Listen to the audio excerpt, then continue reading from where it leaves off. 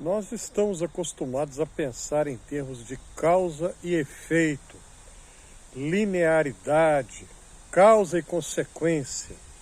Se eu fizer isso ou aquilo outro, então vai acontecer assim ou assado. Não é assim que a gente pensa? Agora, e quando não acontece o que esperávamos que acontecesse? E quando há uma inversão e nós esperávamos um determinado resultado, só que ele não aconteceu? Aí nós ficamos completamente desconcertados, ficamos perplexos. Eu não sei se você já parou para pensar nisso, mas na Bíblia acontecem tantas surpresas, tantas inversões, nem sempre uma linearidade de causa e consequência acontece. Nem sempre. É sobre isso que eu quero falar aqui hoje no Fé e Café, o meu canal aqui no YouTube, no qual eu comento a respeito da Bíblia e da vida em geral. Não deixe para o final, vá curtindo aí de uma vez, já curta, vai, curta, compartilhe, porque aí mais pessoas vão se inscrever.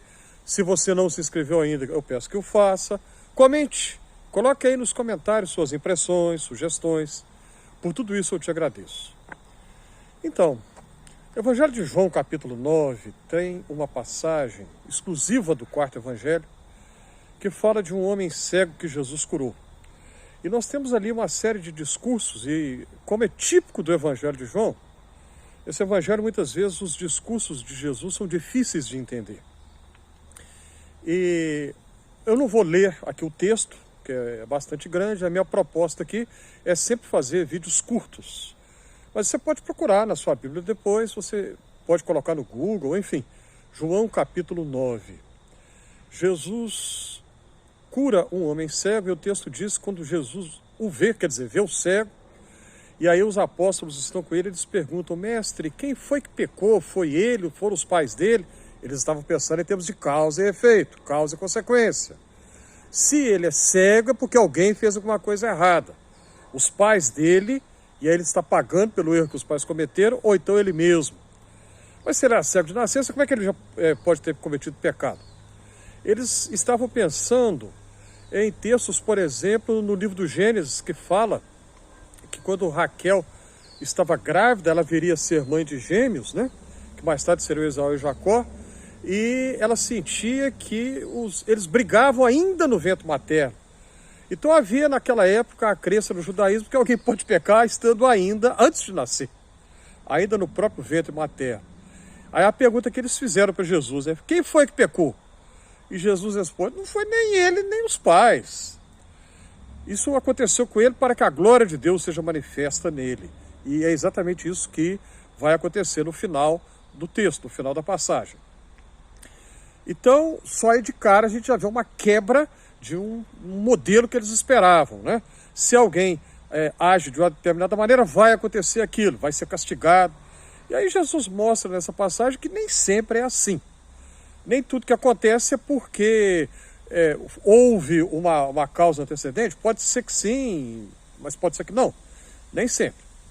E aí depois o texto diz que quando os religiosos, os líderes religiosos judaicos souberam do que Jesus havia feito, aí começa uma longa sequência. Eles vão até o homem que tinha sido curado, o ex-cego, vão até os pais dele e questionam, e interrogam, e há o diálogo tanto dos pais quanto do próprio que tinha sido curado da cegueira por Jesus. E eles falam, e os líderes religiosos não aceitam aquilo de jeito nenhum. Eles argumentam, e querem argumentar de uma maneira lógica, racional. Por que isso aconteceu? Isso não pode ter acontecido. Eles querem entender Deus e prender Deus dentro de uma caixinha. E eles pensam que são capazes de prever o que Deus pode ou não, vai ou não fazer. Isso é impossível. Deus é livre. E Deus não se encaixa em caixa nenhuma.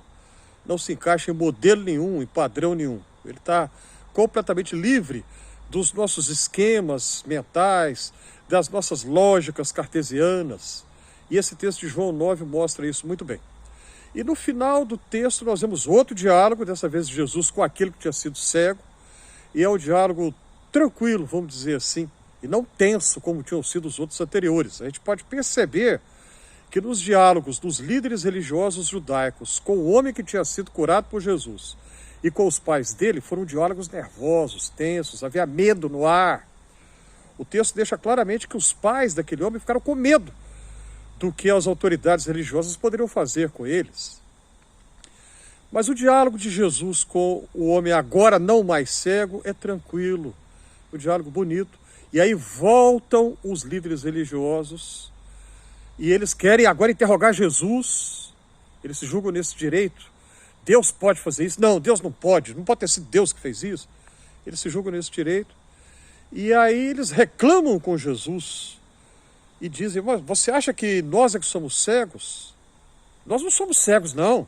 Nós sabemos das coisas. Nós entendemos, nós vemos tudo. No sentido de nós sabemos.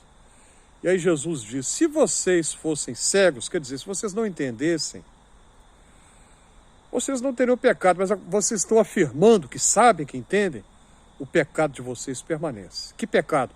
Orgulho, arrogância, soberba, empáfia. Esse era o pecado deles. Julgavam-se no direito de saber o que Deus vai ou não fazer. Julgavam-se no direito de determinar o que Deus pode ou não. Esse é o pecado deles, essa arrogância. E aquele que tinha sido cego, ele simplesmente confiou em Jesus. Ele não tinha conhecimento formal, era analfabeto, nunca tinha lido nada na vida, não tinha conhecimento formal como aqueles homens tinham, mas ele confiou em Jesus.